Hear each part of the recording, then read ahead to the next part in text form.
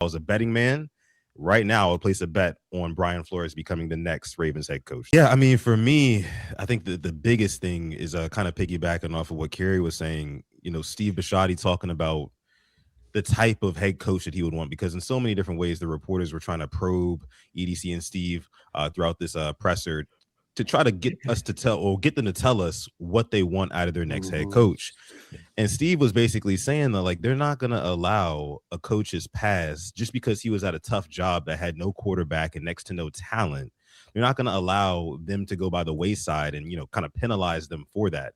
And immediately it went off in my brain. I was like, wait a minute, Brian Flores, Robert Saleh, you know what I mean? Like McDaniel's another one, but I think that he's more so would be considered as an offensive coordinator if he does not find a head coaching job of his own. And the reason why I'm mainly sticking on Brian Flores here, because again, Steve and EDC said a lot, but right before they got to that podium and gave that presser, they interviewed Brian Flores, right? So I think that the things that they said kind of told you what they were feeling most recently, right? It was kind of like a recency bias thing.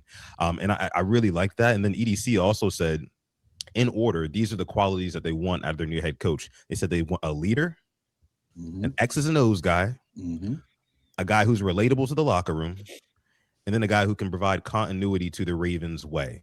Right. Tell me which of those boxes Brian Flores does not check. If I was a betting man, right now I would place a bet on Brian Flores becoming the next Ravens head coach.